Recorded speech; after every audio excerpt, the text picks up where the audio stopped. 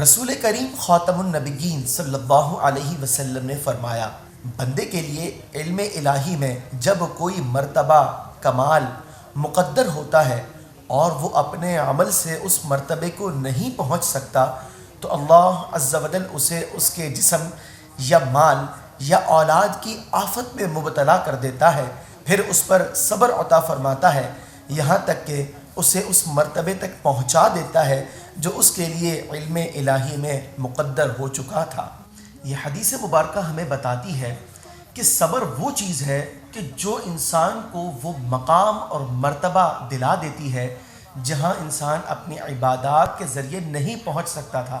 اس کا مطلب یہ ہے کہ اللہ تبارک و تعالیٰ نے بہت سے نیک اعمال کے درجات جو رکھے ہیں اس میں صبر کا مقام اور مرتبہ بہت بلند اور بالا ہے۔ اور یہ بھی معلوم ہوا کہ صبر انسان اپنی طاقت اور جرت سے نہیں کرتا بلکہ یہ اللہ تبارک و تعالیٰ کی توفیق سے ملتا ہے۔ اللہ تبارک و تعالیٰ جب اپنے کسی پسندیدہ بندے پر آزمائش ڈالتا ہے، صبر کی توفیق عطا فرماتا ہے، درجات کی بلندیاں وہ حاصل ہو جاتی ہیں کہ جو عام طور پر اس کی عبادات کے ذریعے نہیں ہو سکی تھیں۔ اور یہ بھی معلوم ہوا کہ درجات کی بلندی انسان کے اعمال کی وجہ سے ہوتی ہے اور بخشش اللہ کے فضل کی وجہ سے۔ علماء فرماتے ہیں کہ جنت میں جو انسان کا داخلہ ہوگا وہ اللہ کے فضل کی وجہ سے ہوگا، اور جو اس کو درجات ملیں گے، جو درجات کی بلندیاں اسے حاصل ہوں گی وہ اس کے اعمال کے نتیجے میں حاصل ہوں گی۔ اس بات کو سمجھنے کے لیے مثنوی شریف کی روایت کا خلاصہ میں عرض کرتا ہوں۔ ایک خاتون تھی، اس کے 20 بیٹے تھے۔ جوانی میں وہ بیٹے فوت ہونا شروع ہوئے، ہر سال ایک بیٹا فوت ہوتا رہا یہاں تک کہ 20 کا انتقال ہو گیا۔ وہ عورت صابرہ رہی، اللہ کی بارگاہ میں 20 بیٹوں کے انتقال کے باوجود بھی صبر کا دامن ہاتھ سے جانے نہ دیا۔ ایک رات ایسا ہوا کہ اس نے خواب دیکھا کہ وہ سر سبز و شاداب باغات میں ہے اور مختلف محلات ہیں جہاں پر ہر محل کے مالک کا نام لکھا ہوا ہے۔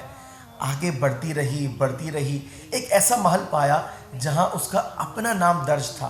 جب وہ محل کے اندر گئی تو دیکھا کہ 20 بیٹے جو ہیں وہاں پہ موجود ہیں۔ ایک کہنے لگا، ماں ہم اپنے رب کے پاس بہت خوشی میں ہیں۔ پھر ایک ندا آتی ہے کہ اے خاتون، تجھے تیرے اعمال کی وجہ سے جو مقام اور مرتبہ ملنا تھا تو اس منزل تک نہ پہنچ سکی، تو ہم نے تجھے 20 غم دیے اور پھر تجھے صبر کی توفیق دی، اور اس کے بعد تو نے اس منزل کو پا لیا، اور اب اس کے بعد تیرے لیے خوشیاں ہی خوشیاں ہیں۔